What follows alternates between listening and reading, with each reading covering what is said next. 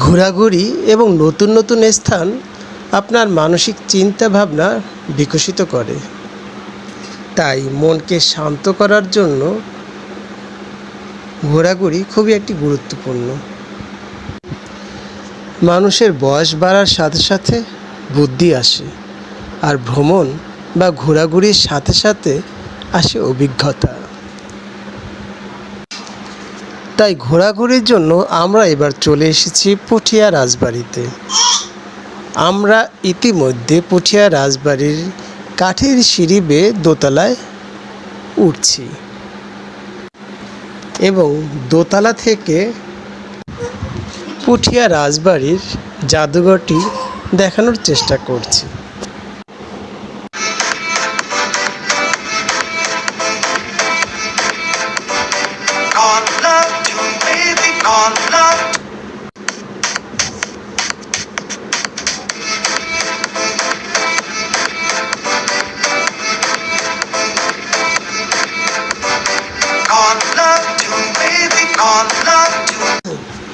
পুঠিয়া রাজবাড়ির দোতলা থেকে তিনতলা বিশিষ্ট একটি মন্দির দেখা যায় এবং তিনতলার উপরে ছোট্ট একটা গম্বুজও দেখা যায়।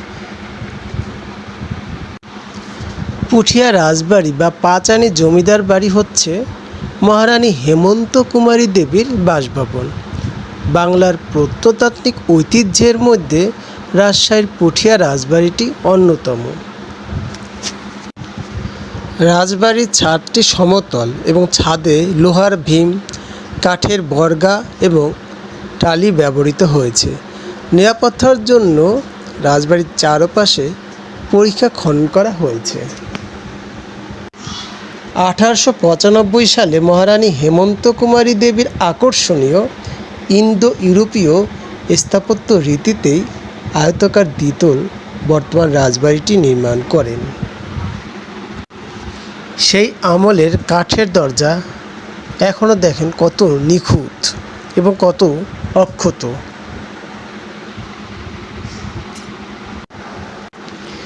এই কাঠের দরজা দিয়ে ভিতরে ঢুকে সামনে একটু এগিয়ে আসলেই দেখা যায় বড় গোবিন্দ মন্দির। এই বড় গোবিন্দ মন্দিরটি পুঠিয়া রাজবাড়ির পিছনের অংশে অবস্থিত। পুঠিয়া রাজবাড়ির 6টি মন্দিরের ভিতর গোবিন্দ মন্দিরটি অন্যতম। এটি বাংলাদেশের প্রত্নতত্ত্ব অধিদপ্তরের তালিকাভুক্ত একটি প্রত্নতাত্ত্বিক স্থাপনা। গোবিন্দ মন্দির 1823 থেকে 1895 খ্রিস্টাব্দের মধ্যবর্তী সময় রানী ভুবনময়ী দেবী কর্তৃক নির্মিত হয়। মন্দিরটি মূলত ইট দ্বারা নির্মিত এবং বাইরের দেয়ালে রয়েছে পোড়ামাটির চিত্রফলক, যেটা আপনাদের খুব কাছ থেকে আমি দেখানোর চেষ্টা করছি। এসব চিত্রফলকে রামায়ণ ও মহাভারতের কাহিনী তুলে ধরা হয়েছে। বর্গাকার এই মন্দিরের প্রতি বাহু 14.47 মিটার এবং এর উচ্চতা প্রায় 18.28 মিটার।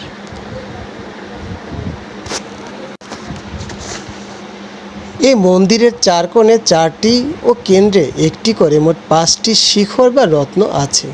শিখরগুলো ক্ষুদ্রাকার, চৌচালা আকারে নির্মিত। প্রথম তলার প্রতি পাশে 3টি করে প্রবেশপথ রয়েছে। প্রতিটি প্রবেশপথের উপরাংশেই রয়েছে বহুমুখী খিলান। মন্দিরের একটা স্পেশাল বিশেষত্ব রয়েছে, যেটা মন্দিরের ছাদের কোণগুলো কিন্তু আংশিকভাবে বাঁকানো। রাজশাহী শহর থেকে 23 কিলোমিটার দূরে অবস্থিত বিখ্যাত পুঠিয়া রাজবাড়ি এবং সবচেয়ে কাছেই এই মন্দিরের অবস্থান। রাজবাড়ির পিছনের অংশের এই মন্দির একমাত্র মূল প্রবেশপথ। এই মন্দিরটি ইট, সুরকি আর পোড়ামাটি দ্বারাই নির্মিত। এর তলার আয়তন 209.38 3809 বর্গমিটার। আমার কাছে কান্তজিউ মন্দিরের নকশার সাথে এটার অনেকটাই সাদৃশ্য আছে বলে মনে হয়।